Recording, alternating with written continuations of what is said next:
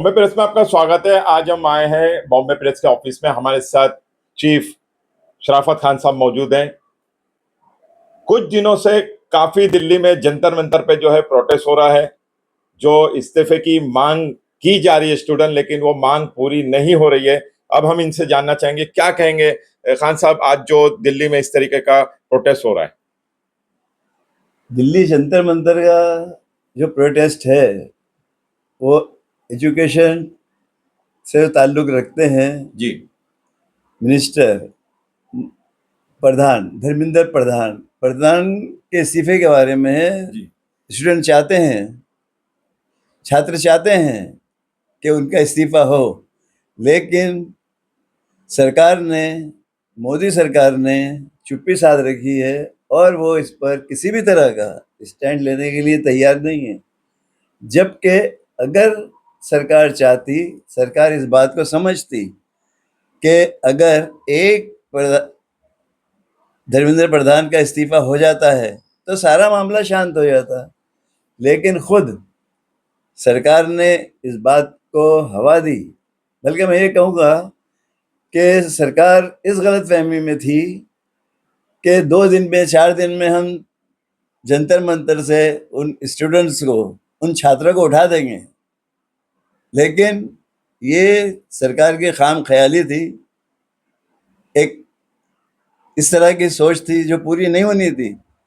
Students ने या छात्रों ने इस बात को साबित किया कि हम इस मामले में अड़े भी हैं और डटे भी रहेंगे।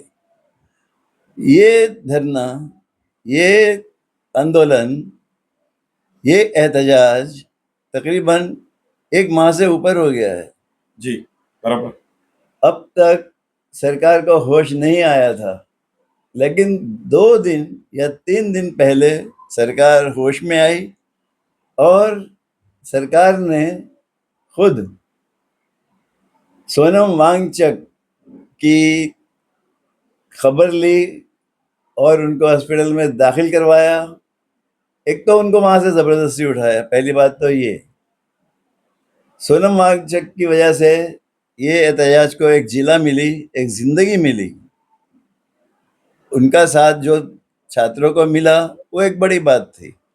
लेकिन आज रात जो हुआ, जेपी नड्डा ने और एक और केंद्रीय मंत्री ने उनसे मुलाकात की जी। तो उनकी बातों में नरमी भी आई और उन्होंने कल रात ही अपना अनशन भी तोड़ा। जो भूख हड़ताल पर वो थे, उन्होंने वो ख़त्म की। लेकिन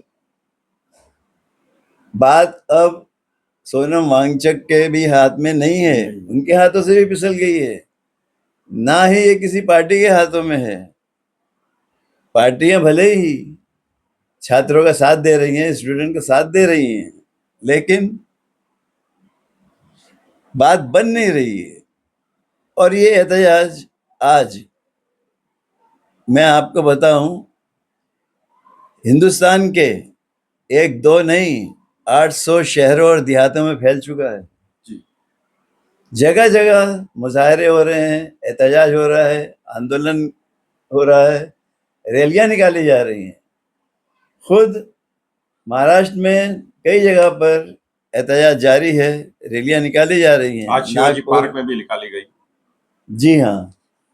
और सबसे बड़ी बात यह कि इस मामले में 2 पार्टियां, जो 2 भाई हैं, उद्धव ठाकरे और राज ठाकरे, इन दोनों ने मिलकर 26 तारीख को एक बड़ी रैली मुंबई में निकालने का फैसला किया है। ये रैली सिद्धिविनायक मंदिर तक जाएगी, शिवाजी पार्क से शुरू होगी और वहाँ तकरीरें होंगी, बात होगी और पूरी तरह से ये कहा जाएगा उद्धव ठाकरे की तरफ से, उनकी शिवसेना की तरफ से और मनसे की तरफ से, राज ठाकरे की तरफ से ये कहा जाएगा कि हम स्टूडेंट्स के साथ हैं, छात्रों के साथ हैं। और वो शिवाजी पार्क से रैली शुरू होगी और सिद्धिविनायक मंदिर तक जाएगी और मंदिर पर इस बात के लिए प्रार्थना की जाएगी और प्रार्थना ये की जाएगी कि ए ऊपर वाले, ए भगवान, तू मोदी सरकार को अकल दे या अकल के नाखून दे ताकि वो समझ सकें। हाजी साहब, मेरा एक सवाल है। सरकार चाहती तो 2 दिन में इस फैसले को कर सकती थी, उसका इस्तीफा ले सकती थी। कहीं ऐसा तो नहीं है कि इस प्रोटेस्ट की जगह पे कोई और चीज चल रही हो सरकार के पीछे? क्योंकि एक मुद्दा बना के इसको रखा गया, काफी टाइम हो गया इस मुद्दे को। जहां तक आपका सवाल है तो मैं क्लियर कर दूं, साफ कर दूं कि धर्मेंद्र प्रधान जो हैं वो आरएसएस लॉबी से आए हैं और मोहन भागवत जो चीफ हैं आरएसएस के, उनकी मर्जी से उनको वो जगह दी गई है जी। तो ये समझ लीजिए, अगर मोदी सरकार या मोदी खुद उनको हटाने की कोशिश करते हैं या उनका इस्तीफा मांगते हैं तो उनकी कुर्सी, खुद की मोदी की कुर्सी भी खतरे में है, खतरे में आ सकती है या आ जाएगी। अब ये समझ लीजिए कि मोदी भी आरएसएस लॉबी से ही ताल्लुक रखते हैं, लेकिन आरएसएस आज इस तरह से अपने पंजे सरकार में गाड़ चुकी है, इस तरह से कर चुकी है कि बहुत सी बातों में मोदी सरकार उनके खिलाफ या उन मंत्रियों के खिलाफ जो आरएसएस की तरफ से आए हैं कोई एक्शन नहीं ले पाती। जबकि मैं आपको बता दूं कि ये पावर मोदी के पास होता है, हमारे प्रधानमंत्री वजीर आजम के पास होता है कि वो किसी भी कैबिनेट मिनिस्टर को सैक कर सकता है जी। या फिर उसको डिसमिस कर सकता है, इतना पावर रहता है। लेकिन मोदी सरकार ने कुछ किया, बल्कि ये समझ लीजिए आज तक चुप्पी है इस बारे में। धर्मेंद्र प्रधान के इस्तीफे के बारे में, रेजिग्नेशन के बारे में आज भी चुप्पी है और सरकार उनके खिलाफ कुछ बोलने को तैयार नहीं।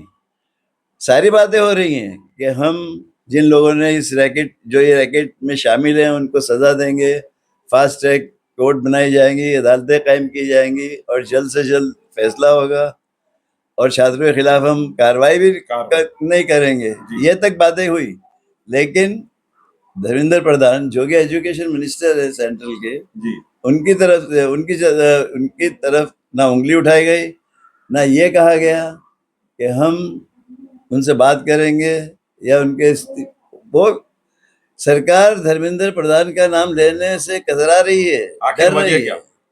वजह मैंने वही बताई ना कि आरएसएस लॉबी का कब्जा है। अच्छा, इसी वजह से पूरे एजुकेशन डिपार्टमेंट पर नहीं, कई मंत्रालय पर उनका कब्जा है और मंत्रालय में जो आप देखते हैं चेंजेस होती हैं, किताबों में तब्दीलियां की जा रही हैं, हिस्ट्री को तोड़ मरोड़ कर मस्त करके पेश किया जा रहा है। तो यही वजह है कि मोदी सरकार कुछ भी रिस्क उठाने को तैयार नहीं। अब इस आंदोलन को आप किस तरह से कंट्रोल करेंगे और कैसे कंट्रोल करेंगे, क्योंकि आपके पास इसका कोई तोड़ ही नहीं है। अगर तोड़ होता तो कल जो हुआ, कल की तारीख में 23 तारीख को जो रैली निकाली गई, शिवाजी पार्क में ही रैली हो रही थी जी। और जो स्टूडेंट्स थे, जो छात्र थे, उनको पकड़कर एक वैन में डाला गया। वैन में डालने के बाद में वैन आगे बढ़ती है तो एक लड़की जिसका नाम रिया अहीर है वो बढ़ के वैन के सामने खड़ी हो जाती है और दोनों हाथों से वैन को रोक लेती है। और रोकने के बाद में उसने उस लड़की की हिम्मत क्या और उस हौसले का, उसको सलाम करना चाहिए, उसके हौसले को, उसकी हिम्मत को, कि उसने ऐसा कर दिखाया कि पूरे हिंदुस्तान में, पूरे भारत में वो मशहूर हो गई और पुलिस को या पुलिस वैन को रोकने में वो कामयाब रही। यहाँ तक कि फिर पुलिस को सारे जितने भी वैन में लोगों को वो भर के हिरासत में लेकर जा रही थी सबको छोड़ना पड़ा उसी जगह पर। ये रिया अहीर उस लड़के का नाम है, उसकी हिम्मत की दाद देनी चाहिए। तो ये थे हमारे साथ खान साहब जिन्होंने बताया कि आज जिस तरीके से हिम्मत करके स्टूडेंट सामने आ रहे हैं, बहुत बड़ी बात है। बॉम्बे प्रेस के साथ मकसूद शेख। बॉम्बे प्रेस को लाइक, शेयर एंड सब्सक्राइब कीजिए तेज़ ताज़ा खबरों के लिए।